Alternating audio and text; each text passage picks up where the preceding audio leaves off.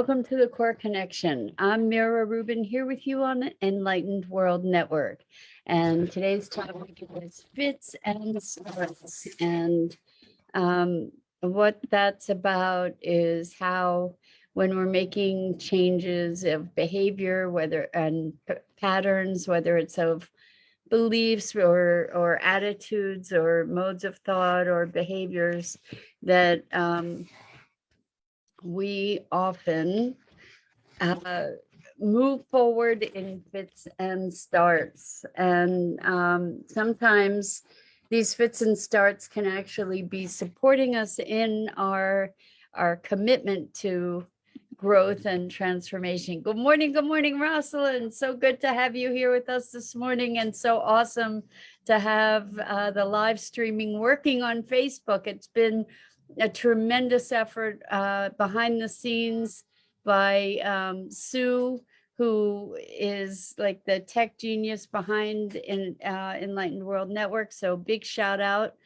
to Sue and Dido also for the tech team support to make things happen. I know it's been an uphill climb to get things coordinated. So thank you, thank you, thank you. Anyway, we're back on Facebook. So how cool is that? And Rosalind, so great to have you here this morning and everybody else who's joining us. We're going to be talking about fits and starts, but before we get started, let's take a minute or two to get present. So let's take a deep breath in through your nose and hold it. And imagine clean, crisp oxygen flooding your lungs, flowing into your bloodstream, nourishing all your cells, your organs, bringing vital life energy to your body and being. And as you exhale, exhale any tension, stress, negativity, fatigue. And now let's take another deep breath in through your nose and hold it. This time, imagine brilliant, bright light lighting you up from the inside out, illuminating, electrifying, and energizing all your cells, your molecules, your electrons, creating this brilliant beam of light from your heart out into the world. And as you exhale, exhale any remaining tension, stress, negativity, fatigue. And now let's just gently press our palms together. Softly, softly, softly rub your fingers against your palms. Allow that sensation to bring you present to your physical body. Like really, really inhabit your body and feel what it feels like to be touching your palms and fingers against one another, and allow that sensation to bring you present right here, right now, to this remarkable physical form that enables you to experience life. Good morning, good morning, good morning. I don't know if that's Sue or Dido, but welcome to either and or both of you. And again, so much gratitude for all your efforts in getting this thing to work on Facebook. So thank you, thank you, thank you. I know it's been a huge, hi Dido, I know it's been a huge challenge. So good to have you here with us this morning. So we're talking about fits and starts, meaning the challenges of integrating new behaviors, new perspectives, new ideas, new ways of being. And I've seen, as people are going through, and including myself, as we go through our evolutions, we often feel like we have made progress, and then something happens where the old pattern arises, and the feeling is one that we have failed somehow. Good morning, Robin. Welcome. It's great to have you here with us this morning. So it could feel like failure because you made all this progress, and now it's like the old thing, the old pattern, the old behavior is resurfacing, and it feels like maybe you lost all that progress. But I'm here to tell you today that that's not actually the case. What happens is that the way that we progress is not a linear progression. It's not like ever forward, ever, pretty much. So what happens is it's steps forward and then steps back, and then steps forward and then step back. And then, it's not a regular, nor is it a linear progression. And so we get to have patience with ourselves. We've talked about the spirals of change and evolution in the past, and how we often end up revisiting what looks like the same issue over and over and over again. Then the thing is that when we're revisiting it, we're at a new place, we're at a new dimension, and therefore it may look the same, but it's another harmonic of that experience that we then get to address. So Rosalind says, trying to fit into the mold feels uncomfortable. And yes, it does feel like failure.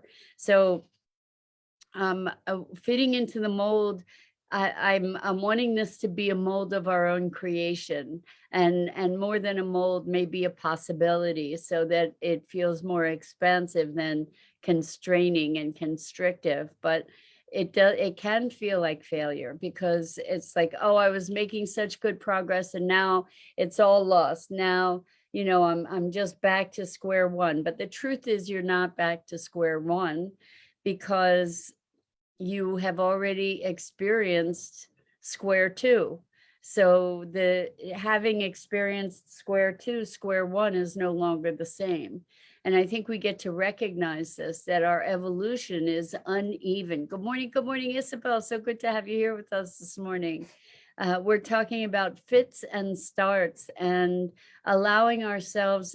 The other thing that we can look at, we have this notion of failure so deeply entrenched in our cultural awareness. You're either, you're either a success or a failure. You've either succeeded or failed.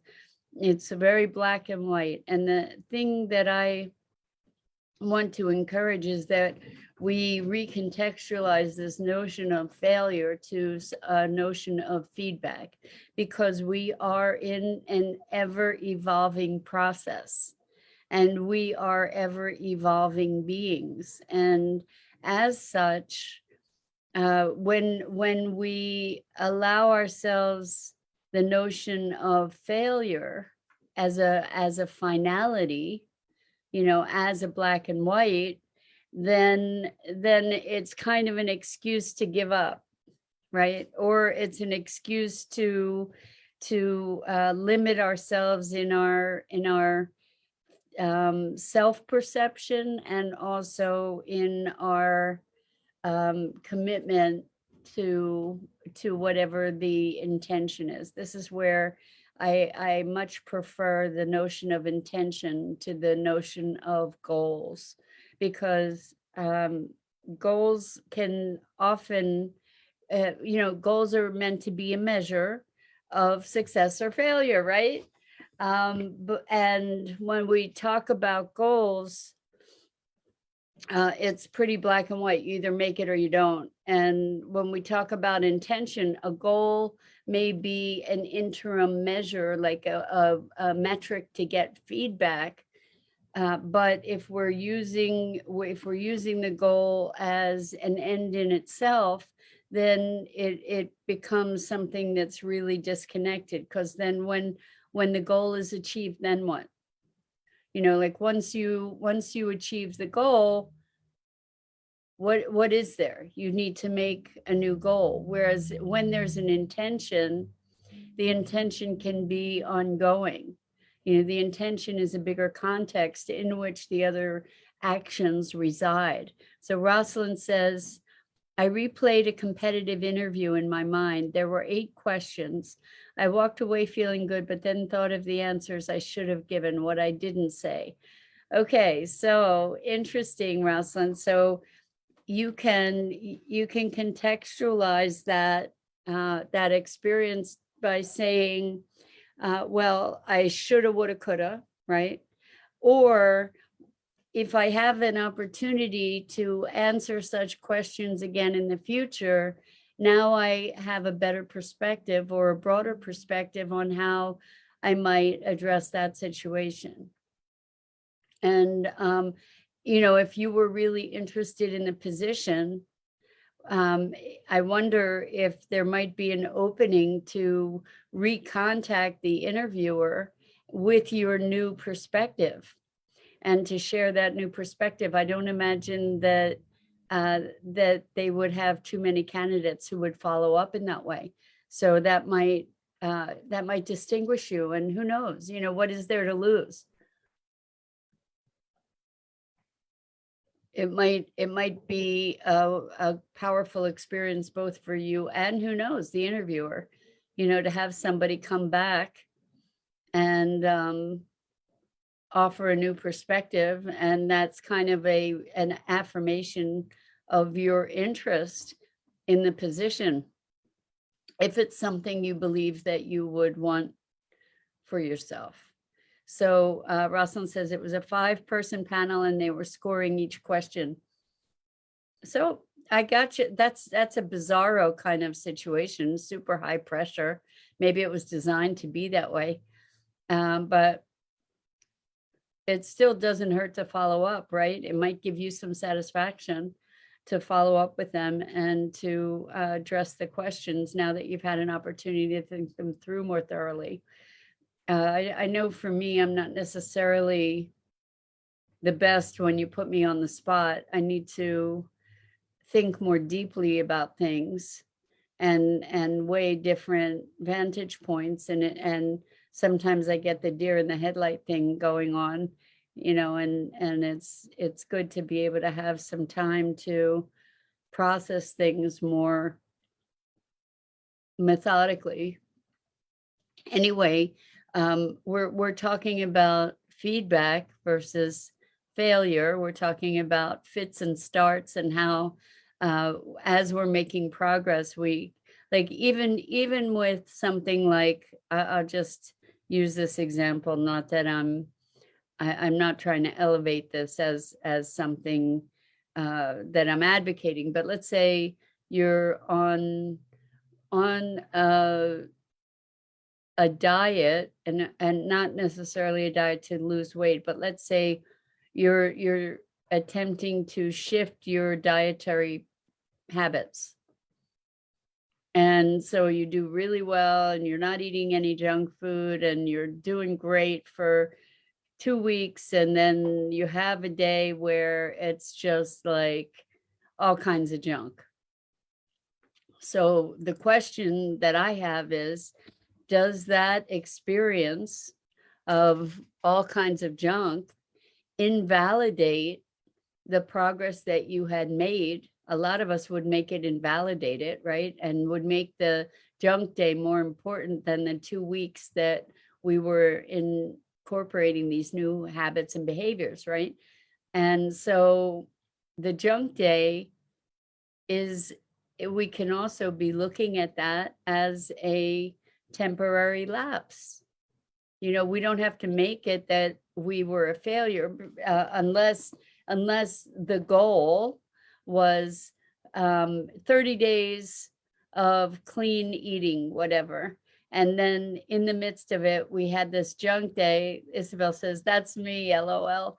Well, so the thing that I notice about me is as soon as I impose restrictions on myself, I violate those restrictions just because I don't, as one of my clients says, don't put baby in a box, like don't try to box me in. And even if I'm doing it to myself, or maybe especially if I'm doing it to myself. So so when there's that rebelliousness, it's okay, it's feedback. And then we get to, Robin says ditto. What we get to do is go and recommit, to go back and say, okay, so I had a junk day. It's not a failure. We might consider it a setback. We could consider it feedback, like, wow, that was maybe a little too extreme for my body and being to take. So, I had to do this rebellion thing. And now I get to recommit. And so the fits and starts and the recommitting, giving ourselves space to allow for this uneven progress is a way that we also can be reinforcing our commitment, because here let's say I was doing the clean food thing, and then I have my junk food intermezzo, and then I can go back to my commitment. So Robin says, is it a stumble? Well, we can say it's a stumble, or we can say it's a diversion, and then we just get to course correct, right? Rather than making it a failure, we get to make it feedback, and we get to recommit. And in that recommitment, we are strengthening our commitment and strengthening our resolve in many cases. Now, the thing is, when I talk dust off and recommit, Robin says, exactly. Good morning, Christina. So good to have you here with us. We're talking about fits and starts, or stumbles in our commitments and in our evolution. We might find that maybe we've kept to waking up at a certain hour and meditating every day, and then we fall off the pattern, and then we get to recommit to it. It's not that I messed up, I failed, like that's a whole bunch of story that allows us in a way to be to absolve ourselves of the commitment. It's like, okay, I failed at that, next. Rather than doing that, we can say, okay, so I noticed that I did this for a while, and then I stopped, and I get to recommit.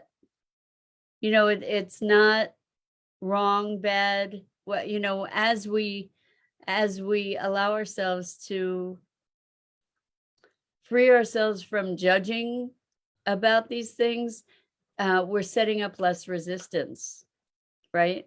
So what I notice is that I'll go along on a pattern, and then I'll fall off, and then that is resistance to the pattern, and then I can add more resistance by judging myself, beating myself up about it, and making myself wrong. And then that's an excuse to not even start again, because I can't stick to anything, blah, blah, blah, blah, blah, all this nastiness, right? That we can fall into that spiral, but it's a way of not committing. We just get to say, like Robin says, dust off and recommit. And Rosalind says, I like that. Use the feelings as feedback to see what emotion is being triggered and course correct. Exactly. So it could be that maybe the change was too dramatic all at once. Maybe we get to make it more gradual. Maybe we get to be more gentle with ourselves. Maybe we get to just say, oh, okay, so I realize it's not going to be a linear path all in the direction I wanted to go. I don't know why this came to mind right now, but rivers don't flow in a straight line. Rivers meander. And, that's part of a living system. And we are a living system. So who knows what's at work if we're trying to modify our behavior when it comes to food, for example, or exercise or sleep patterns, or pretty much anything. Excuse me, when we're trying to modify our behavior, there's a lot at work underneath the behavior pattern, potentially, that isn't just simply, well, I go to bed too late, or I wake up too early, or I don't wake up early enough, or I want to be meditating more, thank you, Robin. Robin says, good comparison, a river. So the thing is, we try to just corral ourselves into this straight line. We don't necessarily have a conscious awareness of all the underpinnings, all the things that are at play, that are influenced by, and that are influencing our behaviors. So we go to try and change a behavior. The more we fight, the more resistance we're creating, the more challenge it is to make that happen, or allow that to happen. There's a big difference between allowing something to happen and making something happen. So I'm just thinking of myself, because I was going, and this was so disruptive to me on so many levels, because apparently there was a lot of stuff going on for me under the surface that I wasn't aware of. And I still haven't actually taken the time to take a deeper look. Robin says, coulda, shoulda, woulda. Exactly. This coulda, woulda, shoulda thing is a way that we torture ourselves, right? But anyway, so what I noticed is I was preparing for an elimination diet, which was a pretty heavily restricted diet of foods to be able to heal my gut. Well, part of me was like, oh, okay, you want me to do this? You want me to do the elimination diet? Well, if I'm going to be having those restrictions, I'm going to go crazy beforehand, eating everything I could possibly want, like including stuff that I never eat.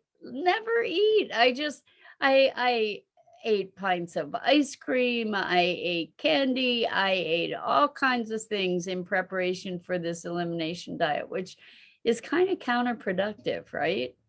Like my diet before that was actually pretty clean, and here I was in the face of taking on all these restrictions, going wild, eating all this stuff that I wouldn't normally eat, and like bag of potato chips. I mean, all kinds of stuff that I just normally wouldn't eat.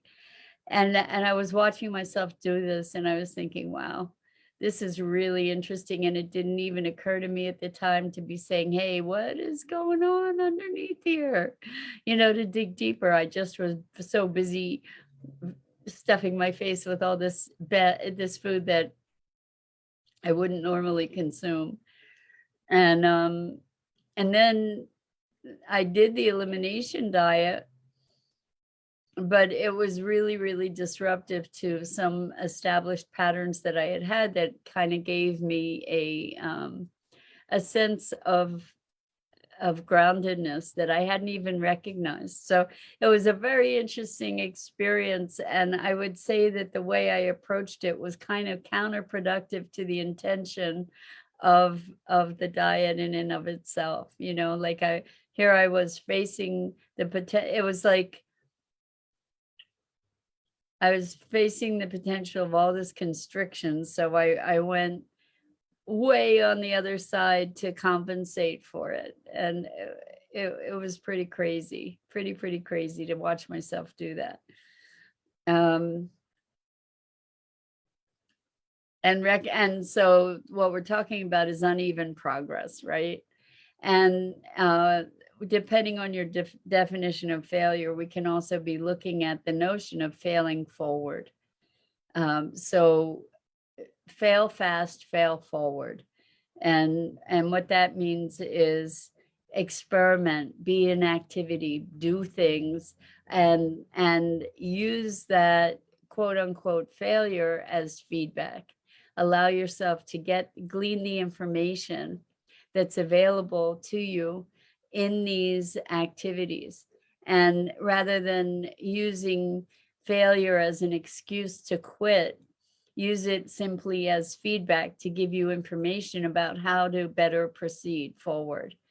And so I really, really find that reframe to be powerfully useful to get rid of the I'm not thinking of the word at the moment, the negative bias around failing. So Robin says roller coaster. Oh my gosh, right? We all experience the roller coaster, but if we don't resist a failure, if we don't resist, as we like release our resistance in life, things become less of a roller coaster. It's like, okay, well, that didn't work. Now what? What did I learn? What can I, how can I do something, what can I do differently now? Use it as a learning opportunity. So Rosalind says, I tried using raw sliced zucchini instead of a cracker. It was crunchy and served as a carrier for cheese and prosciutto and pesto. It was good. Prosciutto and pesto. It was good. Good for you, Rosalind. I love that idea. Why not? Right? Like that. So I'm gathering you were trying to eliminate some starches there and also maybe work more with raw food. So good for you. Why not? A really creative and brilliant solution. And so when we're looking at fits and starts, the thing that makes them challenging is the judgment that we bring to it. And so if instead